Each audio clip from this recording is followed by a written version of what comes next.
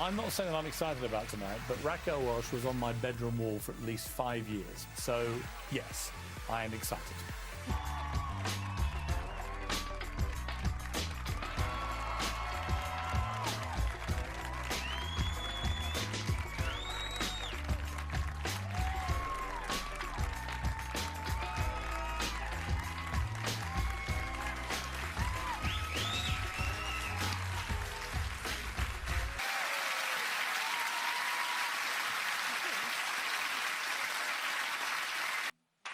Please welcome the fabulous Raquel Welch.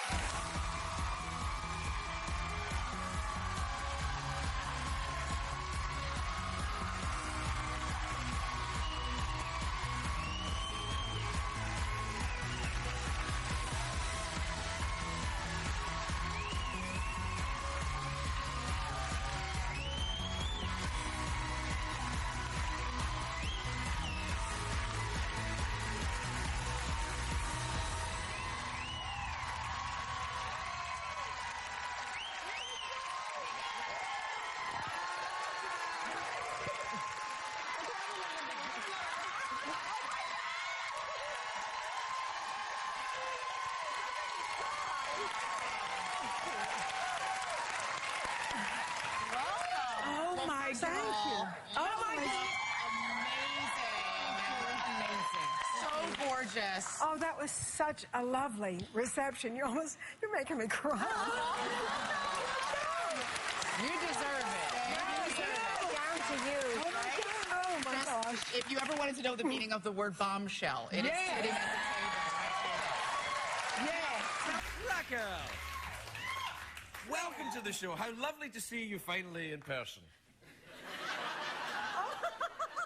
Do you? I heard that. I was gonna. Do people say that a lot? Have you? Well, they don't admit to all of that. They don't? No, they don't admit to the whole doodah that happens. It wasn't necessarily doodah. No, it was doodah. No, you're right. It was doodah. Raquel! Thank you. Raquel! Yes. My Craig, Lord, woman. Craig. Yes. Nothing really. All right. No, I was just going to say you look sensational. Thank you. Just wow. We do our best. No, yeah. Well, you're all doing great. Thank you. Wow. Thank you. I think. How many people in your life, particularly of the male variety, have been reduced to a quivering wreck when they first meet you? Not really a lot. What? No, well, there've been a few, but I can't say they're just, falling all over themselves. I don't dress this way every day. Well, you look fabulous. I go to the supermarket like this. I bet you do. I do not. Well, I hope you're in a good frame of mind today because we want it to show up in all sorts of places today. Today, we've got some interesting segments. One in particular, it's called Women Who Love Too Much. Can you imagine that? I can't. I don't think it's possible to love too much. Is this love, is this love, is this love, is this love that I'm feeling? Now, I'm going to ask a question that I asked her earlier about being in love with a man to the point of being obsessed with him. Yes? And have you ever been to that point in your life? Of course. Every man I've ever been in love with, I've been obsessed with. Yeah, to the point of losing sight of yourself? I think, not particularly losing sight of myself, but I think that people that you're in love with somehow kind of reflect you. And I usually am in love with somebody to the point of obsession when I have a lot of love to give, and that means that I'm in a good position myself. I usually don't have much love to give when I'm not happy with myself. All right, we're going to talk about the negative side of that, and that's loving to the exclusion of yourself with Dr. William Rader, psychiatrist Dr. William Rader. And we're going to talk about what happens when a woman does love too much and winds up staying in relationships she probably shouldn't. How are you, Dr. Rader? Hi. Good to see you, sir. You know Raquel? And as again, I point out, we're talking negative at this point, the negative aspect of it. There's a lot of guys who don't really like women. They don't. That's right. Yeah. That's right. They would just prefer that they shut up and not cause any trouble. Domestic violence is the leading cause of injury to women in the United States. At least 4 million women a year are the victims of domestic abuse. I know so many of the women I've talked to feel ashamed and reluctant to seek help, even blaming themselves. But it can happen to anyone, and does. So remember, nobody deserves to be abused. There are people who can help.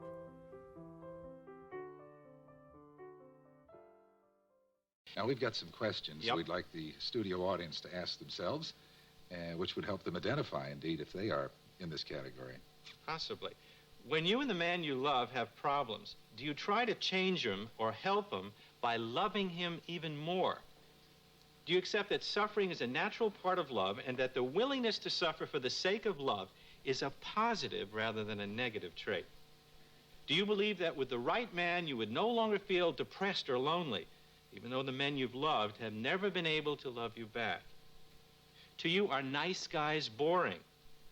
Do you find men who are troubled or unpredictable attractive or exciting?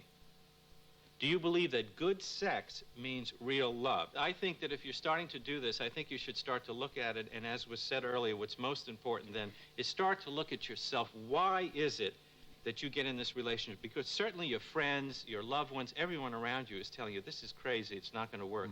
And you believe that with just loving him more, it's going to work. But I think it's interesting that she is seeing herself so clearly. In other words, that she almost seems to have the answers to her own questions as she speaks. She realizes, you know, that she was wrong, and that somehow the most important thing that she said was, you know, I guess I didn't think that much of myself. And then it goes back to what we were talking exactly right. about. That's what we're talking about, is what we're self-esteem. talking about herself. Let's spend some time by herself, find what she's doing, find out what it is that she needs to make herself better. I mean, if it's a new dress, But with this anything. particular woman, the reason she has this information now, she didn't have it then. And that's one of the reasons we're doing this program, because there are a lot of women like that. Now that she has this understanding, she can start to feel better about herself. At the time, she had no control, just like someone taking a drug, and she was locked in. But it's exactly what you're saying. It's all about self-esteem. Is it difficult to break this pattern? Well, once you understand, like doing a program like this, and you're sitting at home and finding out that you're not alone with this, that there are other people doing the same thing, and you start to understand, wait a second, maybe it's really not their craziness, maybe it has something to do with me and my self-esteem, and as you just said, reflect on it. By the way, men do fall into this category as well. Thank you, Dr. Rader, for a visit. We'll see you next week. Thank you, Nice dear. to have you as always. I want to take you back to where it all started. You were born Joe Raquel Tejada. Yes, this is good. Never Thank mind. you. This is very good. You were born Joe Raquel in California in 1940. Your father, Armando, was from La Paz in Bolivia. He met your mother, Josephine, when they were both studying at the University of Illinois. Yes. And you had 2 younger siblings, Jim and Gail. What sort of man was your father? Oh, he was a tough customer. You have said before you felt terrified of him. I was. I mean, that's an awful thing for a daughter to feel towards her father. Well, there were times when I disliked him quite a lot, but at the same time, I had enormous respect for him, and I did want to please him. I really did want to please him. I wanted to come home with straight A's, and I did. We are back with Raquel Welch, and one of the things that I found very, very fascinating about your story is the relationship that you had with your father. There were times in which it was tense, but you loved him and you wanted to make him happy. You wanted him to respect you and admire you. Tell me about him. Well, it was a very troubled relationship because he was not very nice to my mother. Her parents' marriage was troubled, and Armand's fiery temper and intimidating presence made for an uneasy household. He was a person that everybody wanted to please. Very, very strict, very exacting in every way. We were all sort of walking on eggs all the time for fear that we wouldn't live up to whatever it was that he was trying to prove, and nobody knew what that was. A good man, but he was just a really scary father, and it was very hard to please him. My mother was the antithesis of my father. My father was a kind of tyrant, and my mother was his angel. And I used to think that she should stand up for herself more. I used to think that as a woman, she was getting the short end of the stick, that she was being bossed around, that she was being emotionally abused. And I think it very much formed the way I thought of my life. I felt as though I am not going to get caught in a situation where I have to give up my life and my dreams for some guy. I saw my mother was a very self-effacing, mild-mannered woman who lived with my father, who was very tyrannical. He was the king of the house, and he always, whatever he said went. And that is basically the way men like it. Well, I mean, they were supposed to be control. They're supposed to be the king, Larry. King, right? I mean, it's good to be the king. It's good to be the king. And you decide when and where you're going to live, how it's going to be. Oh, you have a voice as a woman, you have an influence. Yeah. But, you know. Yeah, I decide. In my marriage, I decide Iraq. She decides everything else. Let me get a break and come back. We'll be right back with Raquel Welch, one of my favorite people. But while Raquel and James quickly became inseparable, her own parents' turbulent marriage was unraveling. And as violence in the Tejada household escalated, Raquel felt she could no longer remain silent. Yeah. And it all came to a head when you saw him throw milk over your mother in a dispute over some meal he wasn't happy with. Yes, that was not a nice time. Piers, must I go through all of this? No. I don't want to No, force I mean, you to. I don't want to force you to go where you don't want to go. He didn't treat my mother very, very nicely. Because my mother was very compliant, and I felt that sometimes my father was very abusive with her. I felt at one point, you know, that I had to take a stand. I confronted my father and told him he better stop. And I actually picked up a poker from the fireplace, you know, and stood my ground in front of him and said, "Don't ever do that again." How did he react when you stood up to him? Because you watched him He throw was the milk. stunned. He was stunned. You came over to him and you said... I picked up the poker at the fireplace, and I came at him, and I said to him, "Don't you ever do that to Mother again, or I'll..." And he just looked at me like I was from the moon. He was so shocked.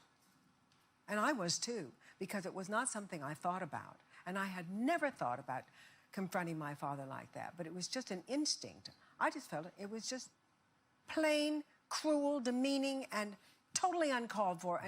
And she was every bit, well, what he was as a man, she was as a woman. She was phenomenal. She was a wonderful, beautiful woman.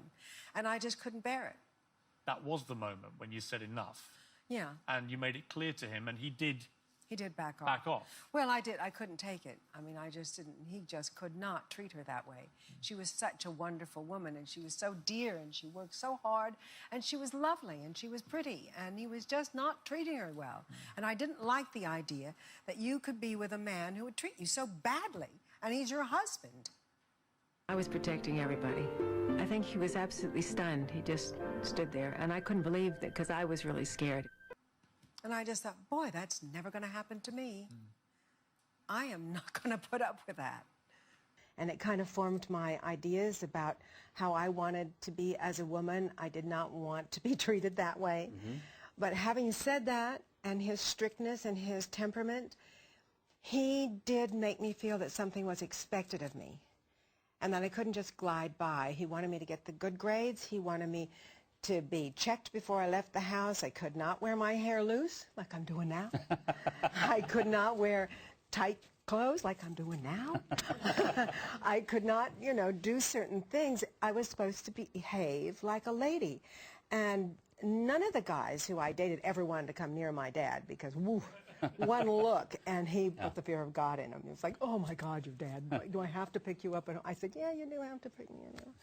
But, you know, this kind of thing, in retrospect later on, I felt like, oh, I'm so lucky that my dad and my mom were a little bit more strict and had standards. Now, I want to get that again. Raquel Welch is glad that she had strict parents, because I think there are a lot of people out there in America who would be surprised to hear you say that. And yet, it's because it gave you a sense of place and purpose. It did. Well, look how out of the box I got anyway, so you can imagine if they weren't strict, I don't know what would have happened. You know, I would have been way gone. you know, for the count, truly. Raquel's parents' volatile marriage finally ended in divorce. But before she could begin her studies, love came along. And Raquel caught the eye of one James Welch. They married in 1959. I mean, I always felt that she always loved her first husband the most out of all the husbands she married, really. I fell in love, and in the summer there of my senior year, I got married to Jim Welch. Though her parents opposed the match, Raquel thought her handsome high school sweetheart was the man of her dreams. She had fallen head over heels in love with a handsome rebel named James Wesley Welch. I took one look at Jim the first day that I saw him at school, leaning up against the administration building, sort of James Dean style, and I went, that's for me. He and I forever. Raquel remained devoted to her high school sweetheart, James Welch. The teenagers were married in Las Vegas on May 8, 1959, and within the year, they became the parents of a son, Damon. It wasn't long before the illusion faded. It was two young kids who were in love, coming to grips with the day-to-day mundane difficulties of having a marriage. Though the relationship was never smooth, the couple stayed together. And Raquel dropped out of college to give birth to a son, Damon, in 1959, and a daughter, Tawny, came 2 years later. And by the time she gave birth to a daughter, Tawny, on December 26, 1961, Raquel's 2-year marriage was crumbling. Nearly 20 years old, Raquel was already learning how tough it was to be a working mother when her growing public persona got Hollywood's attention. Somebody had seen me and asked if I wanted to come for a screen test, and Jim was just dead set against any of this. And I suddenly thought, wow, how to pick him, Rocky. Why don't you just pick the guy who doesn't want anything to do with everything that's been the whole core of your existence your whole life since you were 5 years old? So it's just one of those crazy mismatches. I mean, he's a great guy, but that marriage was just never going to make it. By 1963, Raquel had filed for divorce and was headed to Hollywood. But getting settled there would not be easy. By the time you came to Hollywood, you came here with your childhood sweetheart, who was then your husband. He didn't come with me, but... He didn't? No. And then you had that sign says that you did. Anyway. And you had 2 babies. You left him in San Diego. Well, I said to him, you know, I have a screen test in Hollywood, and I think it'd be so exciting for us to both go. And he said, I am not going to that phony baloney town. There's no way I'm ever... And I said, but he said, well, you can go, but don't count me out. And I thought, uh-oh. Uh-oh. Trouble. Yeah. So, in the end, I decided that it was just a sign to me that I could not stay in that relationship. In the relationship. That's right. But I had been very much in love with him, and I had the 2 children. So I came up to Hollywood on my own with the 2 kids, and that was not easy. How old were you then? 22. Oh, something baby. like that. Wow. Just a baby. Yeah.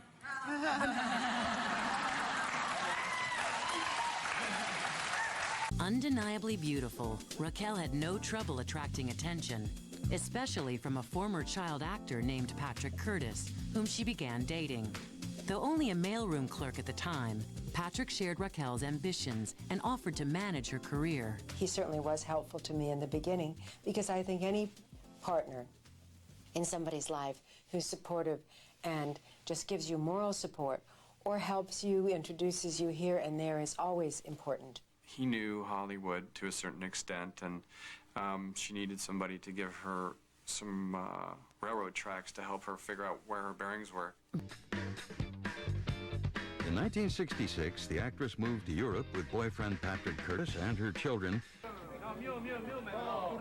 The process of selling her as a sex symbol didn't really begin in Hollywood, however. It began in Europe, aided by a hard-working press agent named Patrick Curtis, who eventually became Raquel's second husband. On February 14th, 1967, Raquel and Patrick Curtis planned a private wedding at the Paris City Hall, but were descended upon by hordes of paparazzi vying for photographs and gossip. Never before had there been so much interest in Raquel's private life, and amidst a media storm of publicity, the surprised public learned the sex symbol was the mother of 2 school-age children. Fans embraced the image of Raquel as a mother, but industry insiders were unsure about her new husband, the man who was said to have a Svengali-like hold over his beautiful wife. The misperception is out there that Raquel is a product of publicity or one of her husbands and so on. This is simply not the case. This is a person who has formed herself in the image of the high glamour queens of the great studio era in Hollywood. They had come to an end by the time Raquel arrived in Hollywood and had to fight for herself. Patrick Curtis talks about how he created Raquel. And, you know, damn near anybody with a penny's worth of an IQ could have created Raquel. You would only have to shove her out on the stage, and she's created. By now, 31-year-old Raquel was chafing at more than the confines of her career. She was growing increasingly frustrated with her marriage to Patrick. After we got married, I felt that there was a sense of ownership that he had of me, and it seemed like he was trying to push me in a direction that I didn't want to go. And also, I was spending a lot of time on the set, and we were growing apart. In 1972, the couple's 5-year union ended in divorce. But by 1971, the 31-year-old star wanted life on her own terms, and that meant divorce from second husband and manager, Patrick Curtis. He had some kind of idea about who he thought Raquel should be, and I think she got out of his hands just in the right time. The newly single Raquel was determined to change the course of her career and sex symbol image. Your father died in 1976 at the age of 64 after prostate surgery. He died very unexpectedly. I was away doing a live show in the round on the East Coast when my brother called me and said, Dad's in intensive care, and we don't know how long he's going to last. And I said, I'm catching the next plane. And so I left, and I got home as soon as possible, and he'd already gone. And that it was just, when he was gone, I suddenly loved him more than I'd ever loved him before. All of a sudden, it just came to me. You know, that he was the one that was so hard to please, and the one that I wanted to please. And the one that you did please, as well. In other words, I suppose. It wasn't like he rejected success when you achieved it. He was Well, he did say driving he you wasn't to all these- that excited about the girl in the fur bikini. I'll tell you. Did he enjoy the trappings of the glamour that came with it? I don't know. He never ever seemed to. No. I think he was proud, but I was still his daughter. And for a Spanish man, or actually for a lot of men, they don't want their daughter to be that. Right. It's much easier if their daughter achieves something different than to be a sex symbol. Right. You know, that's a very big conflict for a father. I had been studying French on the side, and suddenly this movie came along to work with Jean-Paul Belmondo. And while I was in Paris doing this, the director, who is also French, didn't speak very good English, so he kept asking this screenwriter friend of his to come and have dinner with us all the time. The screenwriter turned out to be Andre Weinfeld, and he was very funny and amusing and everything. In 1980, she married her third husband, Andre Weinfeld, 7 years her junior. And in the end, you know, that turned out to be my third husband.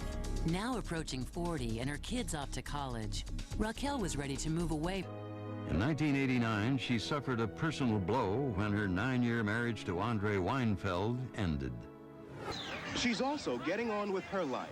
Welch and her husband, Andre Weinfeld, the man who directed her videos, are about to call it quits. I've talked to so many people who downplay the effects of a high-profile two-career marriage. Yeah.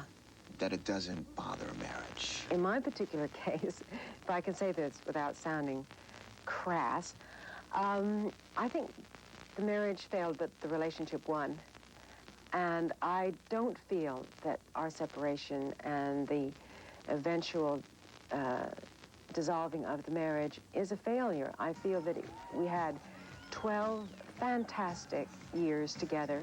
I can look back at them and say that we had joy and fun and love and fought together and did so many things that I wouldn't change. I'm in love with the woman. She's beautiful. Well, they've kept her in there now for about 40 minutes, and some people are starting to get just a little tense. There's been some talk of a body search, but that wouldn't be on, surely. Finally, the legendary shape emerged, just a bit flustered by the press of admirers. Oh, no, she's my dream girl forever. Is she? Oh, yeah, next to my wife, eh? No, she says, she's not here window shopping for husband number 4. But while chaps old enough to know better ogle shamelessly... Is there anything I can carry for you at all? What did you have in mind? Well, whatever you'd like, I mean... So now you've got your quote about the Australian way? And so, apart from one foolish attempt to deliver a single red rose, Raquel's arrival was incident-free. And as we all know, first impressions count for everything. John Collis for Graham Kennedy, Coast to Coast. But not before a chance meeting in Hollywood introduced her to a promising new man. I just didn't think I was going to get married again. I just thought, well, you know, what's the point? We first met at a friend's birthday party, and she walked in, and I saw her. I was immediately taken by her, and we just seemed to hit it off. 6 months later, Raquel returned to Los Angeles and moved into a new house, a house she intended to live in by herself. And this was like a real interesting thing. I walked into this house, and then, like, suddenly these flowers arrived, and they were from Richie. He said, welcome back to LA, you know, maybe this time. At 44, restaurateur and New York native Richie Palmer was 14 years younger than Raquel.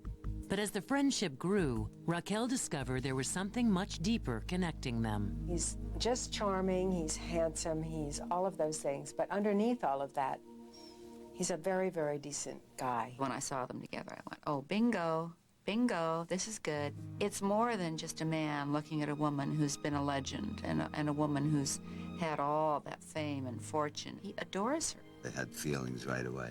She was terrific and a lot of fun, and she's very bright, and there's a lot to talk about. It wasn't long before one magical night brought the dating to an end. We were out that night again, and we took a ride up to Moho, and then we sat and talked. He had some Burt Bacharach tape playing, and we started singing together. We were just singing all these old songs, and don't you know, as soon as, you know, we got into a clinch, then, like, the cops were there with their lights shining on us, and it went, ah! You know, I can't believe it.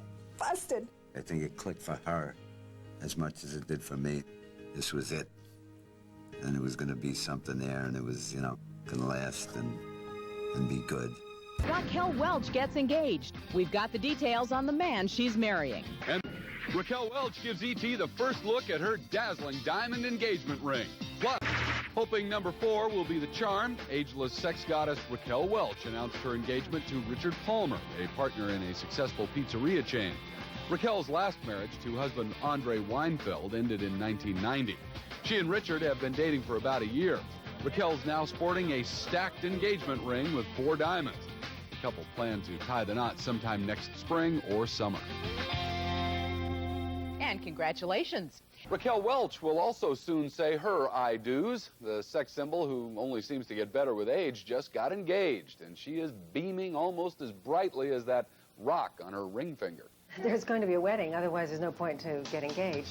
Blushing bride-to-be Raquel Welch proudly showed off her 6+ carat engagement ring from fiancé Richard Palmer. The custom creation boasts 4 stacked bands topped by 4 dazzling white and rare yellow diamonds. Welch met the successful restaurateur at a party in Los Angeles.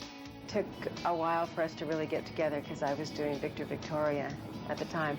And then when I came back, I moved into a new house, and he sent me kind of a housewarming gift, and that sort of started the thing up again.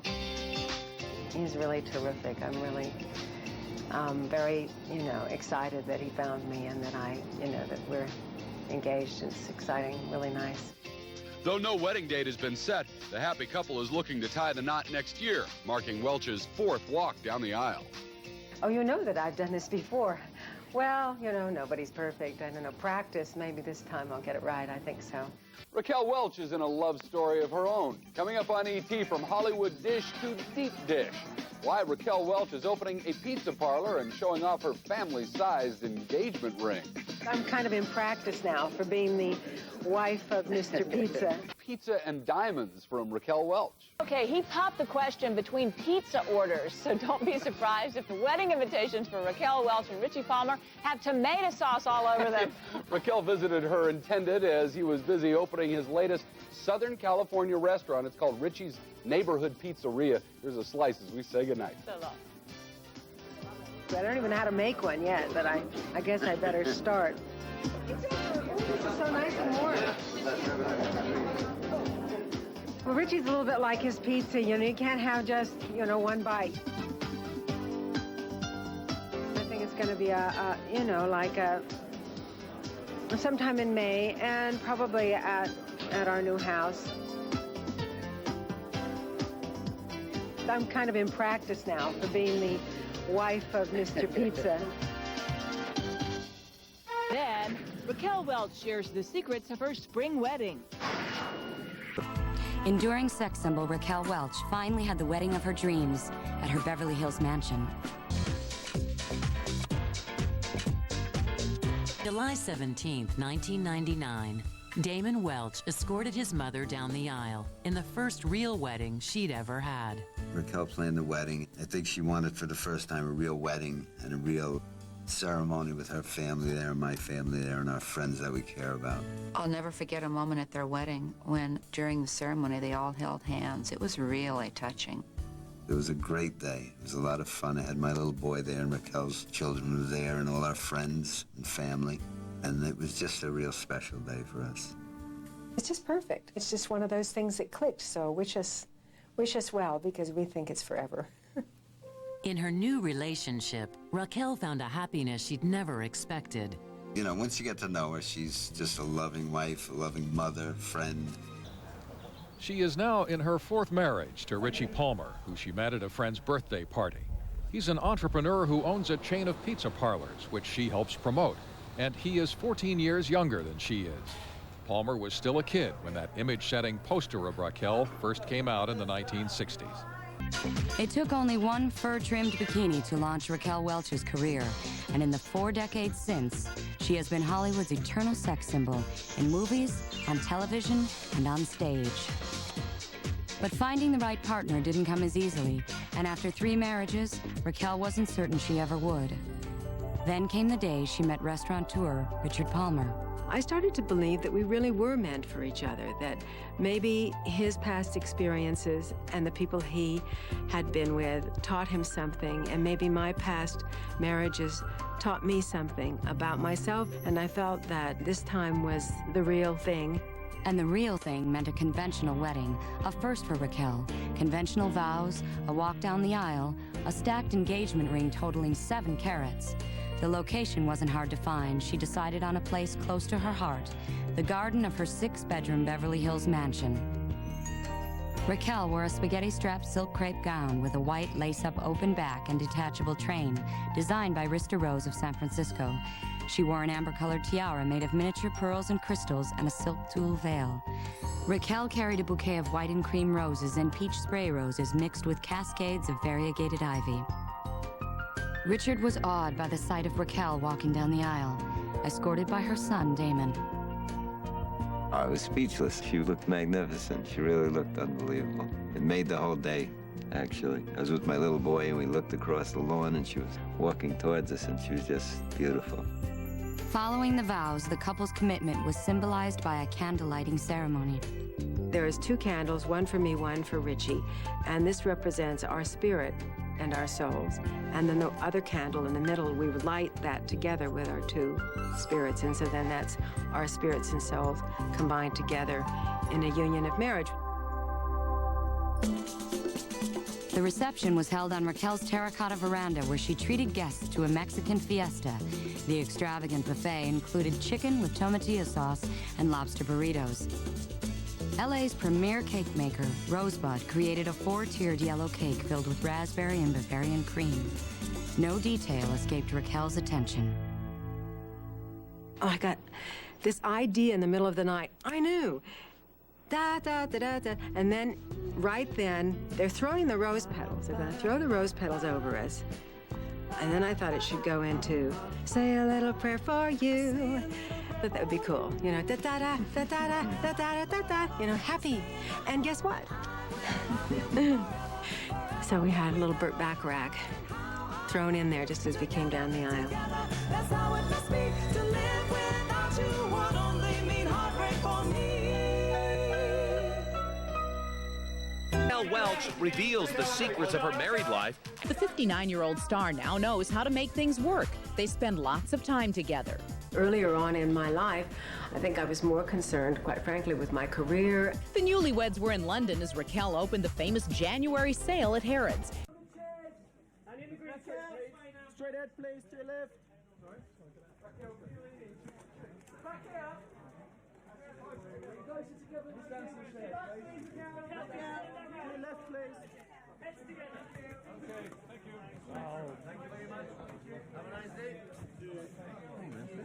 Did you ever think about the difference in your ages? You know, I didn't until I found out how old he was. I didn't realize he was that much younger than I was. I really didn't want to get married again, and that's why it was shocking for him to ask me, because I thought, you know, I've never gotten this right. I never got the marriage thing right. But I looked at it and I thought, you know, if you say yes, that means you're really going to have to work at it. You're not going to be able to throw in the towel, and it's going to be uncomfortable. You know it is. Hollywood splits as Raquel Welch's fourth marriage breaks up. I think everybody has difficulty with relationships. In 2003, Raquel separated from her fourth husband, Richard Palmer, and found herself newly single in her 60s. Now tomorrow on ET, Hollywood divorces. Richie, my husband, and I were separated. Raquel Welch opens up about her split from her fourth husband and about nearly losing her arm in a car accident. I was screaming in pain. It was so excruciating. Months after being involved in a serious car crash, Raquel Welch is talking about the injuries she suffered. I went like this, you know, when I knew I was going to crash. I went like that, and bam, shattered my arm. I was screaming in pain. It was so excruciating. The break was so severe, doctors warned Raquel she might lose the use of her arm and inserted steel plates and pins to hold it together. I'm sort of bionic Raquel now. So from here to here, it's metal and screws and things. Physical therapy is helping to restore the use of her arm, and now Raquel is also reaching out to women undergoing chemotherapy by donating thousands of wigs from her signature wig line. For Raquel, healing her arm comes at the same time she's trying to heal the wounds of her recent separation from her husband of 4 years, Richard Palmer. He was at the hospital when this happened to me, the accident happened to me, and, you know, wish us well. One of my favorite people, Raquel Welch. Tell me about your car accident. What happened? This was last year, right? Well, no, it wasn't last year. It was like, it was August the 30th, and Of 2000? Well, this year. This, well, no, I mean, 2003. well, it's the same year, but it's but now we've had December. I know, but it's not. We've advanced into a new year, but it hasn't been a year. It was in the last. But you know what I mean. I know what you mean. It was August 30th, so it's been what? I mean, whatever, 8 months or something like that. What happened? You know, I was. It was just a terrible accident that, you know. You were driving? I was driving. I was driving. I wasn't the passenger. I was the only one in my car. The good news is that nobody was hurt but me. And where was this? It was on one of the big famous canyons of Beverly Hills. I was on my way home, and I was very relaxed. The sun was shining. I thought everything was beautiful and a lovely day, and I came around a curve because it's a very windy road, and whoosh, there was a car, and wham! I said, oh, I'm going to crash, and I went like this to protect myself, and the airbag came out and like hit me so hard on my arm that it snapped my elbow right off. And yeah, and you know the little tippy part of the elbow? It ended up way up here. And this part down here, actually, if you want to give me your finger, I can see the do scar. I dare ask that of you, Larry? And now this is the metal piece they put in, because this is all shattered and they had to rebuild it. And it starts here and then it goes. Here's where it ends. way there. Wow. And then there's 13 screws in here, and Dr. Markowitz is a genius because he rebuilt my arm. He rebuilt your arm. Here, and he was so cool because he made the scar way back here so you hardly ever see it, you know. How painful was it? Please, don't even go there. Because I know what it's like just to hit the funny bone. Oh, don't even go there. I mean, No one in the car? Was the car parked? Was it in the road? What, the car? No, the car was making a left turn. Oh, and but no one got hurt in that car? Nobody got hurt in that car, you know. Thank the good Lord for that. I mean, that's the good news. And the other good news is that I wasn't killed, or that instead of my arm being shattered because it's all in pieces, and that it could have been my face, like my cheekbones, my nose, my jaw. Would you say that saved your life in a sense, do you think? Yes, but the cool part, and the only funny part of the whole thing is, Larry, that the car spoke to me, and it was such a comfort to me. I have to tell you, well, you know, the minute that I made the impact, and I could see the front end of the car crunching up towards me, and as soon as I made that impact, there was a voice came out of my car, and it said, "Miss Welch, we know you're in an accident on the corner of this canyon." You're kidding me, right? And Cielo Drive. No. And are you all right? Is there anything we can do for you? We've alerted, and the woman was totally, the car spoke. This is the new emergency system, honestly. And she was Southern, and she was from Texas. What kind of car is it? What kind of car? We got to praise the company. Well, it was a Mercedes. Is this new Mercedes have where? It's unbelievable. I tell you, I felt like, you know how when the terrible, terrible thing happens to you and you feel so isolated, as though you're so alone, and to have this voice come out, this Southern voice come out. What, are they monitoring every car? No, it's automatically, when the airbag disengages or anything, certain things happen, the automatic signal goes to their, you know, computerized, to their central station, and they come in to your speaker, because, you know, it's the cordless phone and everything when you Did you speak voice to them right away? activate. Did you answer? Oh yeah, and they said, "Who do you want us to call?" And I said, "Ghostbusters." No, I didn't. I said, you know, call Jean Mitchum, who is the lady that is my right-hand girl and lives with me, and call Richie Palmer, who is my husband. How about the police? Well, the police fine, but you know. How about a hospital? Oh, well, they said they had already called the emergency. How quick did they get there? Pretty quick, pretty quick. Did they ambulance you to that? Well, the terrible thing is that when they tried to even touch my arm, you know, I let out such a scream, it surprised me, because the pain was so excruciating, I couldn't believe it. And anyway, I did get to the emergency room finally. And it was so, so painful. But I just kept thinking, I wonder what's going on, because the funny thing was there was no blood. I mean, they had to open me up. There was no blood anywhere, but the pain. And so then the doctor said, I have to tell you that I don't think you'll ever regain the full use of your arm again. And I said that in the hospital? Right, the first thing to me. And they tried to get x-rays, and they couldn't move the arm. It was such a mess. And then I said to him, well, I'm going to use this arm again. And so he was a wonderful doctor, and he said, very complicated, it's all smashed and shattered, and your elbow is way up here, and we have to go in and get it, and I'm going to have to open you up. There'll be a scar that will be a whole foot long. And then, well, to make a long story short, I went to a lot of therapy and a lot of yoga classes, and I have 100% mobility. Look at this, you know, look at this. You know, anything I can do. This. Let me get a break, and we'll be right back. We'll be right back with the amazing Raquel Welch. How could an airbag break your elbow? Well, because it hits with such a force. I mean, I don't know if you're aware of it, but there's a lot of people who've had, you know, very bad injuries. I've never seen an airbag saved, but the airbag can smash you in pretty bad. Does it make a noise? No, I don't recall a noise as much as the smell of sulfur and all of that that apparently explodes or something and makes it come out. I don't know the mechanics of it. Was your car ruined? Oh, it was pretty bad. It was pretty bad.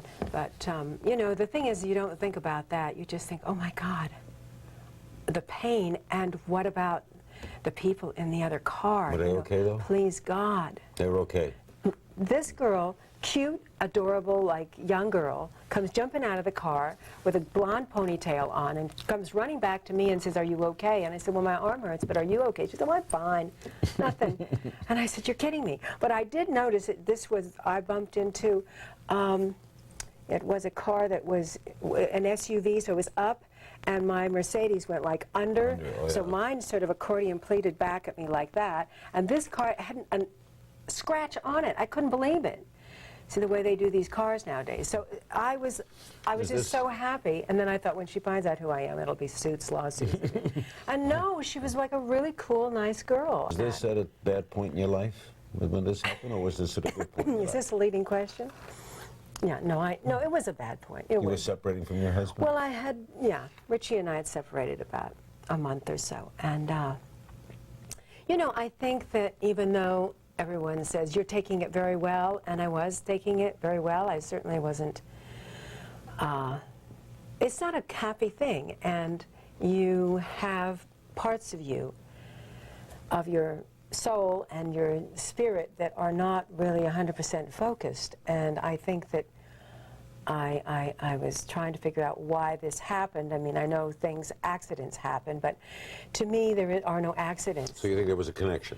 I think that I was not paying attention at the time because I was trying to escape from paying too close attention to the realities of what was happening in my life. Now, that may seem rather obtuse. Sort of like losing control, in a sense. Your life is going a little haywire.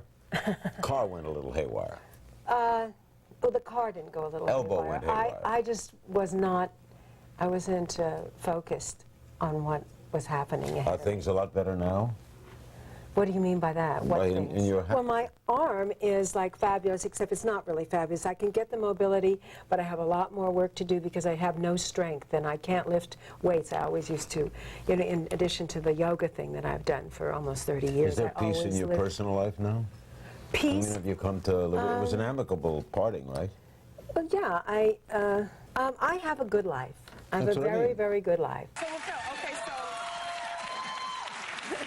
Okay, let me get this right. So the guy you left in San Diego was the first husband. That was Jim, right? That was Jim. And you've been married 3 times.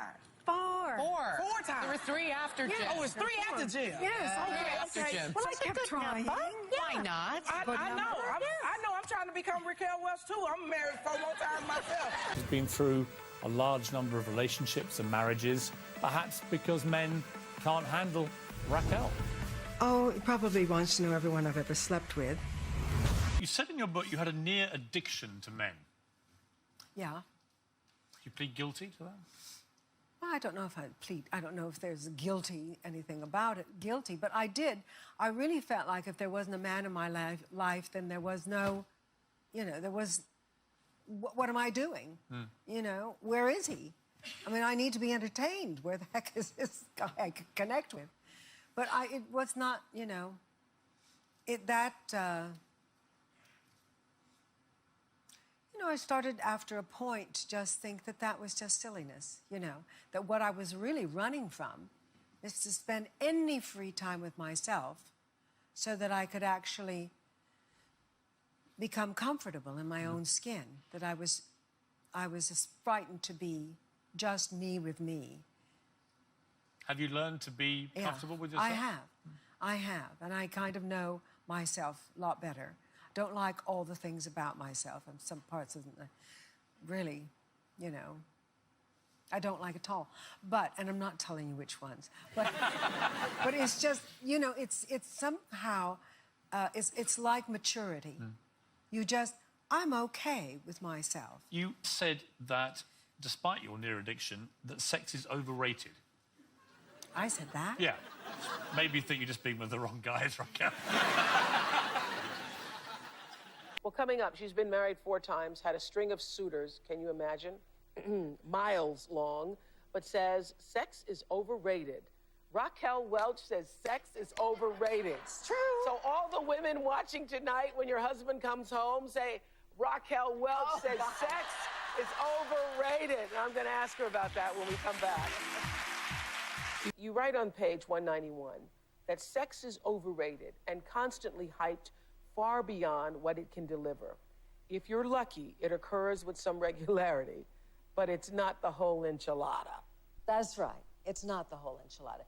No, I really think, I mean, sex is great, of course, but sex to me is an expression of the relationship and the feelings that you have for somebody else, the exchange, the nurturing, all of those elements. You know, sex is a beautiful thing, but I just think it's hyped. It's like addiction to sex here in this country. So, you know, the thing about it is, cure-all for everything. When you are Raquel Welch, looking like you do, and looking like you certainly have in the past when you're at the height of your Raquel Welch-ism-ness. My Raquel-ness. Your Raquel-ness, yes. Okay, everybody thinks you're having sex all the time. Well, that's their problem. That's their problem. Yes. No, I mean, I'm not a prude. I'm really not. I just feel like people are looking. You need that chemistry. That's part of it. But it's one part. It's not the whole. It's not the whole thing. One of the things you say now, and I think this is interesting, you say that we have become a society of sexhibitionists. Yeah. Sexhibitionists. What do you mean by that? Well, I mean, everywhere I turn, this is just me, but everywhere I turn, I see porno queens and pole dancers, and I mean, even little kids, you know, that I see, like 3, 4, 5-year-old kids, you know, and have been sexualized. Well, they got the big hair, and they got the little things, and the midriff showing, and maybe a little, you know, thing sticking in the belly button, and going, what? You know, this is kind of crazy. We're sort of programming this this kind of an attitude towards life when it's really about developing your whole self. Mm-hmm. I mean, I'm a professional actress, so this is part of a role I play, you know, and I'm good at it, but it's not me as a person. Mm-hmm. And all the men that I have really fallen for are those men that have reacted to me and have made me feel like I'm a person, and it's not that they're going to bed with Raquel Welch. What kind of man would that be? You can sense that that person sees you and not just what you look like. You know, if I find that the rapport is there between us as people, and there isn't any, oh, she's that, you know, and people get a little tongue-tied and they're over-impressed with it. I mean, I do understand, but after a couple of days, you know, you have to, I mean, am I getting through to you? You know, you want somebody that sees and feels you.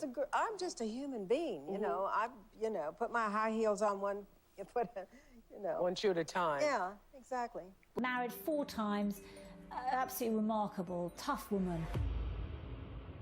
I really had to face myself. I felt like a lot of what I was doing with my career and with the different men in my life was really a kind of avoidance of having to be, you know, on my own and just face to face with the real me. You know, a moment of silence sometimes is the most scary thing in the world. You know, you don't really want to open the door to your, you know, your heart, soul, and what's going on inside. Now, do you think that you are high maintenance? Oh, I am for work, but not the rest of the time. Not the rest of the time? No. So a man with you would have an easy time. You would, like, be easy to get along with. Well, I don't know if I'm easy to get along with. That might be a bit of a stretch. You think? I mean, I have to say, you know, actresses are self-centered, self-serving, and you have to be to get certain jobs done, but then you have to also know that when you're not doing a job that you're just yourself. But I mean, I'm usually just in, you know, sweatpants and some kind of raggedy shirt and my, you know, how my raggedy? kids. Oh, pretty raggedy. Okay. Would you ever get married again? Would you ever get married again? Must I? Do I need to try this again to find out that really, you know, I am, because of all my friends going, oh, you have to date. So, okay, I'm dating. Really? Yeah. Such Wait a minute, snore. can you tell us who? Who are you dating? Why is it a snore? And does he have a friend? It's just... And how long has this relationship been going on? No. I'm not dating one person. Oh, you're dating. I'm dating. Why not? If you got let them smoke them. That's right. Seriously. But you know, I just find that dating, do you remember it in high school? Aye. It was just so, and then when you get a little older, like in your 20s or 30s and you're dating, and you're going, oh, there's got to be an end to this. There's got, you know, it's just, it's not that much fun. It's like very anxiety prone, and you wonder what the poor guy is thinking too. I mean, he's probably got all, you know, terrible nerves and everything. So I don't know, it's not that much fun. I mean, if I saw Mr. Right, I certainly would say, you know. Hello. Stay right there, lady, because we have much more to get to with you. Well, I don't know anything about dating in this particular vibe that's going on right now. You know, if he calls me, I call him back. What am I going to go? Oh, I think I'll be coy today, and I won't call him for a whole week. He'll worry about me. Well, you don't always have to let somebody else know everything you're thinking. You know, there used to be a little slogan said, all the news that's fit to print. But we don't have that anymore. It's just, let's just get everything out there and let's have a field day. Isn't it true? But I'm thinking of some of these scandals that have popped up, and I'm reading your book, and I'm thinking that it does happen a lot more to men who do embarrassing things, right? Well, yes. It does. You know. And it reinforces, and I was telling you before the show, a somewhat cynical view you seem to have of men. I'm not saying, I think you do. And don't get mad at me because I'm a huge fan, so don't start doing that. I cannot believe that you're saying this. Well, I am. Trying to follow your instincts. And I mean instincts, not urges. Now we go to the part where you rip men. And you say, men remain little boys their entire lives with their hands on their crotches. Women need not become vulgar in an effort to imitate men. A real sister remains above all that. Cross your legs, girls. Guard that womb. Whatever happened to mystery? I stand by that. Yeah. So what is that? Are you saying us guys are just obsessed with... Well, come on. You do have this lovable kind of feature of your personality, the masculine personality, that is very childlike. And we just sort of, we put up with that. We indulge that because we love Raquel, you built a career on it. We certainly God bless did. you. Oh, well, yeah. honey, that was not, you know, a mistake. I don't have a husband. You don't? No. You Well, we went through that, yeah. I don't have a husband. I don't have number 5 yet. Have you been married 4 times? Yes. I've been married 3. Well, I'm on number 3 and I'm staying at 3. That's it. 2 safe. And you've been married since I last saw you. Yes, since you were last year I got married. Congratulations. Thank you very much indeed. And here it is. Just proof. Yes. You know. Please, I'm keeping a distance because it's one of the new remote ones. It can give you an electric shock. It has a GPS system installed in it. Yeah. Yes. Yeah. Do you read a lot of dirty books? Well, I didn't think whatever it is. It was Between the Bridge and the River didn't sound too. Yeah. Yes, I didn't think that sounded too racy. No. But do you like the heaving bosom kind of bodice ripper books? You know, with Fabio on the cover. No. Not so much. Is that what you look for in a man, a kind of Fabio type, big muscly kind of thing? Oh gosh, no, I don't think so. Really? No, I mean, the muscle ought to be up here in the brain category. Right. Yeah. But by the same token, if he has a 6-pack and a nice ass, that's okay too. Right, that's fine. Yeah. So basically, Fabio / Arthur Miller is basically what you're looking for. No. Actually, no offense to Fabio, but he's not really my cup of tea. Not for the real thing. Right. Well, what is your cup of tea for the real thing? Then?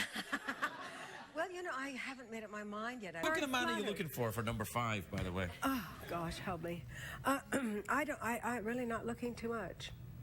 Really? No, not really scanning the horizon or anything. No, I figure he'll show up. Well, I'm sure he will, but don't you have some kind of idea of what you're looking for? Something younger, something older, something fat, thin? I think, well, you know, the younger men are not all they're cracked up to be. So, I mean, I think it would be nice to be with somebody maybe in their 60s, you know, my sort of age. But all the guys at that age want to be with 30-year-old chicks, so that sort of... I don't know if that's true. You're Raquel Welch, for God's sake. You know, it really doesn't matter. You know, in real life, it sort of, you know, it doesn't matter who you are. It's just the same old, same old. You know, it's difficult to find the perfect person. And congratulations that you found such a lovely young woman in Megan, and you were able to, You know, have another wife.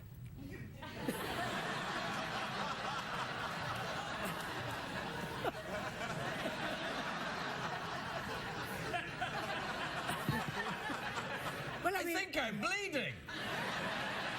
Well, is this 3? What? This is the third one, yeah. Yes, you see, you're catching up with me. Yes, yes, I am. You'll see. It's hard when number 4 goes, and then you have to look to number 5. No, and you go, what have I I'm not going tried? beyond. Raquel, I'm not going beyond 3. That's it. I'm done. All right, I'm done. That's it. I have said that too. What one did you say that on? Oh, I've said it each time. I All said, right, this is it. This is it. And then when you get to number 5, you say, what haven't I tried? You know. Yeah, I said that in Amsterdam. Oh. And then I tried it. And I wished I hadn't. Well, first of all, I have been married 4 times, right, Neil? So why would I be giving advice to anybody about this kind of thing? I've been married 4 times, and I still haven't figured out what it is that I really want. Really? You've been married 4 times? I know, isn't it outrageous? It's fantastic. It is. I've been married twice. I felt so bad about it. I feel so much better now.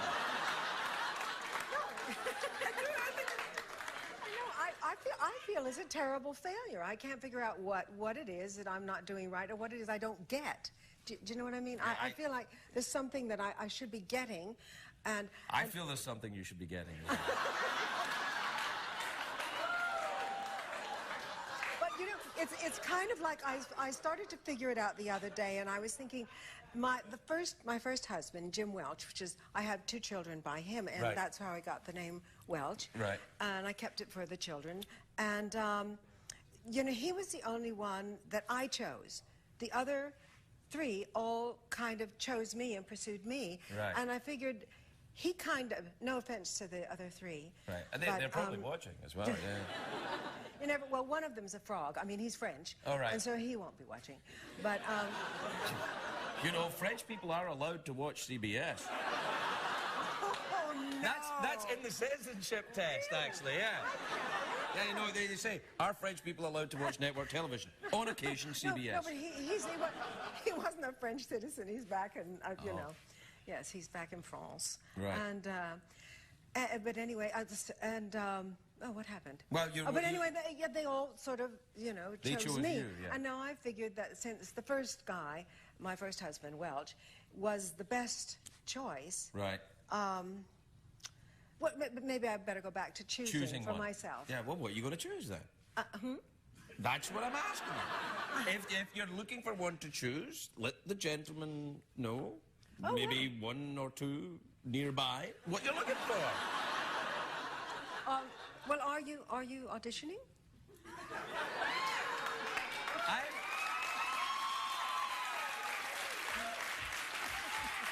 Look, let's get our cards on the table. No. Let's get our cards on the table. I'm a guy. You're Raquel Welch. Yes, of course, I'm a guy.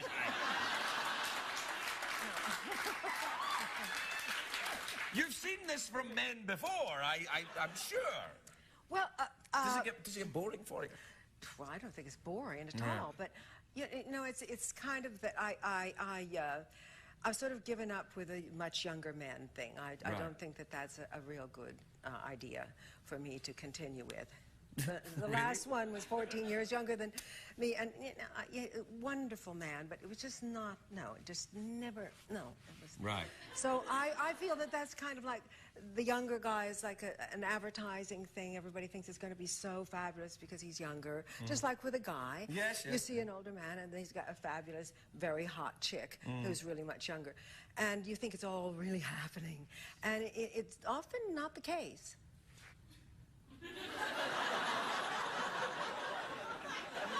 I mean, what I'm saying is the advertising is no guarantee of what you're going to get. That's true. You don't. If you're looking at the box, it might be much smaller when you open it up. Yes. We're completely out of time. I don't mean to be disingenuous.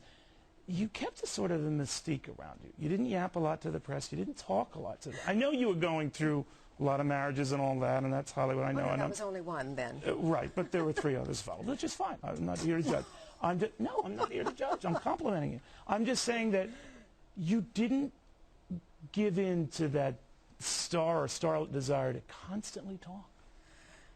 Well, you know, when you don't have anything really interesting and insightful to say, it's best to keep your mouth shut. And even sometimes, keep your mouth shut anyway. Yeah. Because, you know, that was not... I was never that interested in the press, believe it or not. I knew that they were interested in how I looked, but what I had to say, really not. The softness there, and that's the side that people don't know.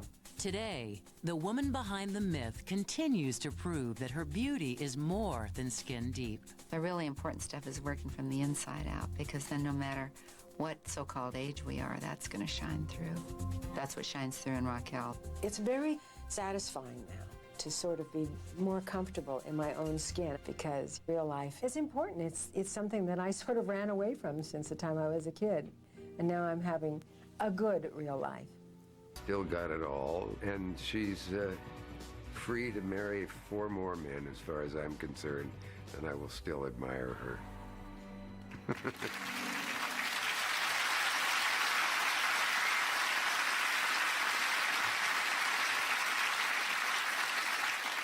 Why do you think marriage hasn't really worked for you as an entity?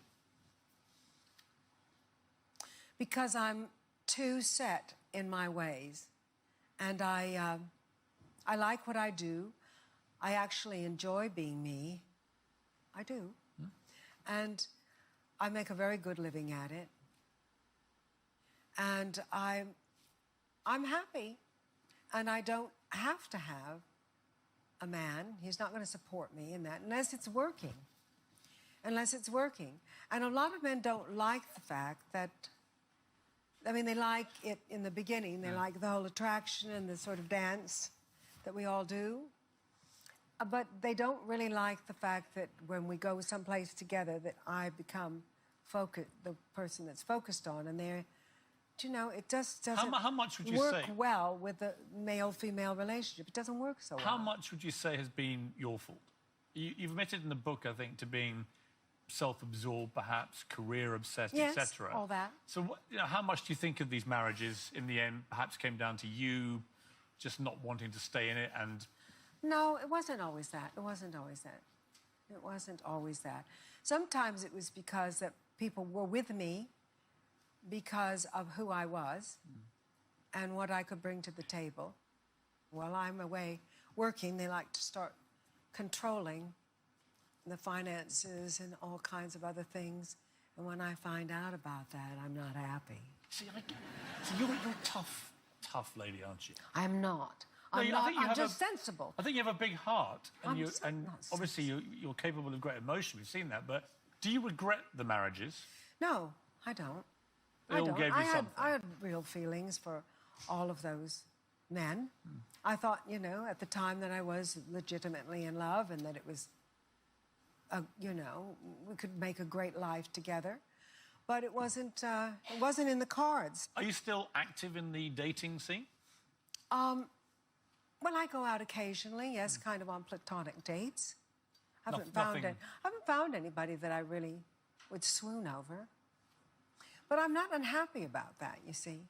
Don't feel sorry for me. I'm not. No, I've mean, got a suggestion for you, based on everything you've been telling me. Oh, God. Of who I think you could be perfectly suited. There we are, look. Oh, my goodness. Would you like to get married again? Actually, I don't look too bad there. You look great, yeah.